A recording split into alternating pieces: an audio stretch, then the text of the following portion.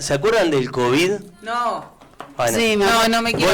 No, el otro mentira. día hablábamos Sí. con mi suegro y con la mujer de mi suegro sobre eso y sobre las cosas tontas que hacíamos en ese momento. Tontas decimos ahora con el diario lunes, obviamente. Claro, en ese pero momento. que en ese momento, por ejemplo, cuando Patricia, la mujer de mi suegro, decía que se ponía hasta una cofia para ir al supermercado y las anteojos y un montón de cosas. Bueno, pero en ese momento era lo que parecía que había que hacer.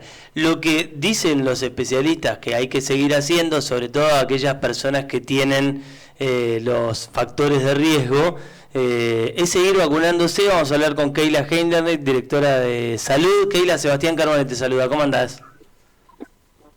Hola, buenos días Sebastián y buenos días a toda la audiencia. Muy bien, muy bien. Bueno, Keila, quienes tienen aquellos en su momento famosos factores de riesgo que incluso les valió la posibilidad de vacunarse primeros, son los que deberían, más que el reto, seguir con el tema de la vacunación.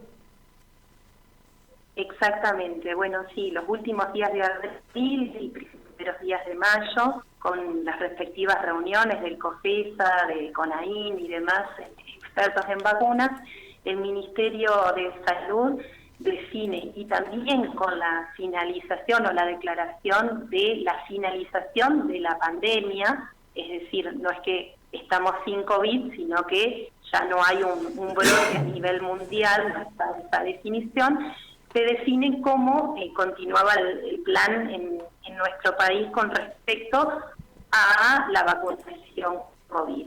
Y ahí definen 3 grandes grupos, como para marcar la periodicidad. Por un lado, mayores de 50 años con factores de riesgo, es decir, son aquellas personas que tienen o el mayor riesgo, que son mayores de 50 con factores de riesgo, es decir, con comorbilidad, alguna situación oncológica, alguna enfermedad X crónica. Bueno, esas personas reciben refuerzos de vacunación COVID cada 6 meses. Esto es importante. En ellos, el esquema, en este grupo, que es el de mayor riesgo, y está considerado así también por las tasas de comorbilidad o de mortalidad o de internación, este grupo, mayores de 50 años con factores de riesgo, tiene la vacunación cada 6 meses. Es decir, los refuerzos se los va a ir aplicando cada 6 meses. Mayores de 50, es decir, el riesgo medio, sin factores, con factores de riesgo, es decir, menores de 50 pero con factores de riesgo, se aplican un refuerzo ahora considerando haber pasado el intervalo de 6 meses desde la última aplicación, es decir, si tengo factores de riesgo, soy menores de 50 años, miro mi carnet de vacunas, si pasaron 3 meses, espero 3 meses más, si pasaron 4 meses, espero 2, o así. Bueno, desde la última aplicación de vacunas, pues entonces 6 meses, y ahí voy para que me apliquen. ¿Sí? No, te iba a preguntar, más allá de este cronograma o el ideal que vos planteás, ¿cuántos son realmente los que siguen yendo a vacunarse? Bueno, el grupo que está realmente yendo y concurriendo, y uno dice, bueno, es el grupo que realmente está cumpliendo con todos los refuerzos, generalmente este grupo de no mayores de 50, diría mayores de 60 años, es un grupo que realmente también está condicionado esto a la aplicación de vacuna antigripal. Entonces, en este periodo uno no pudiera tener un dato real de si realmente están yendo por la vacunación anti-COVID o están yendo por la vacunación concomitante. Pero sí tengo que decir que el grupo que realmente está asiduamente y que las últimas aplicaciones y las que se dan diariamente responden a personas con factores de riesgo independientemente de la edad. El grupo de mayores de edad se vacuna. No podría precisar el objetivo primario es continuar verdaderamente con los refuerzos de vacuna anti-COVID o es en el marco del ofrecimiento del enfermero, porque sigue siendo una vacuna voluntaria, cuando se vacuna con antigripal, que también aprovechan la oportunidad y se vacunan. Sí puedo decir que es genuino estos refuerzos que se aplican a el interés genuino de aquellas personas que tienen factores de riesgo y que se están acercando. Estos son los dos grupos que actualmente se están vacunando diariamente. Keila, ¿cómo andás? Mónica te saluda, ¿cómo te va? Bien, buenos días, Mónica.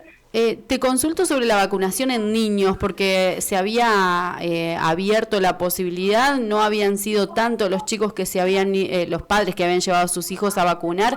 ¿Eso fue creciendo o no?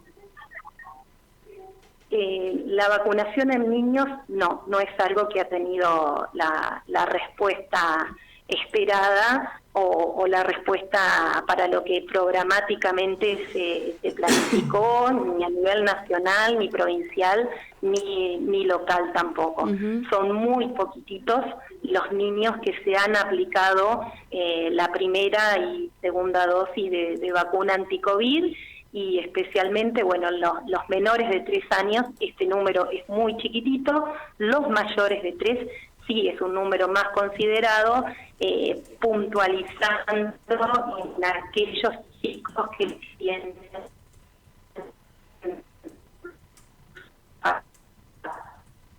Bueno, Keila... Bueno, no, es imposible escucharla. A Keila ya no sé si te quedó alguna más, si no cerramos la nota. Cuando arrancó ya la llamada se notaba que estaba ahí medio como... Está en el hospital, viste que siempre... está en el hospital. Sí, tiene re poca señal. Es tremendo, sí. Es impresionante. Es muy probable, muy probable. Pero el tema de la vacunación en niños, viste que se conocen poco por ahí los efectos, o por ahí los chicos no tenían... como un efecto tan nocivo del virus, entonces como que decían, bueno, eran los últimos en vacunarse. Cuando salió la vacunación tampoco se conocían si tenía algún efecto adverso, entonces uno como padre decía, bueno, espero. Los chicos que tenían, por ejemplo, tal vez problemas respiratorios eran los que les aconsejaban sí vacunarse, pero bueno, teníamos ahí las dudas como padres. Ahí nos está escuchando Keila, si querés hacerle la pregunta. Keila, ¿se supo, ustedes tuvieron algún tipo de informe después sobre las repercusiones que tenía la vacunación, si tenía algún efecto adverso o no sobre los niños? En nuestra localidad, o los informes son los efectos por ahí secundarios esperados con cualquiera de las instancias o los descritos, como la fiebre, como el dolor local y demás. Después, alguno que haya pasado a mayor etapa, nosotros no tenemos identificados. Sí es verdad que, bueno, que como era una vacuna nueva y como era voluntaria, por ahí, bueno, los tiempos epidemiológicos hasta que fue aprobado también fue cambiando, y por ahí los padres en uso de su voluntad, muchos no lo han acercado. Pero de los casos reportados, que nosotros puntualmente también para poder aconsejar a los papás y demás, son efectos menores los que se han reportado.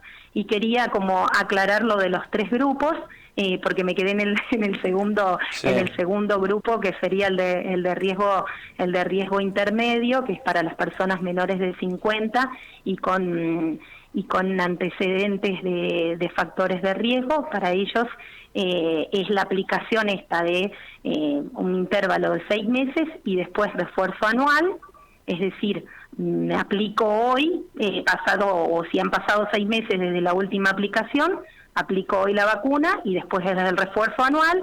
Y para aquellas personas menores de 50, sin los factores de riesgo y demás, o aquellas personas que no tienen riesgo, porque es el ciudadano que no tiene antecedentes de riesgo, hacen el refuerzo anual correspondiente. Es decir, de la última aplicación, después queda una aplicación anual. Estos son los 3 grandes grupos que han quedado conformados para tener en cuenta. Keila, te agradecemos mucho por el tiempo, te mandamos un beso. Muchas gracias a ustedes, que tengan buen día. Keila Heindernet, directora de salud del municipio.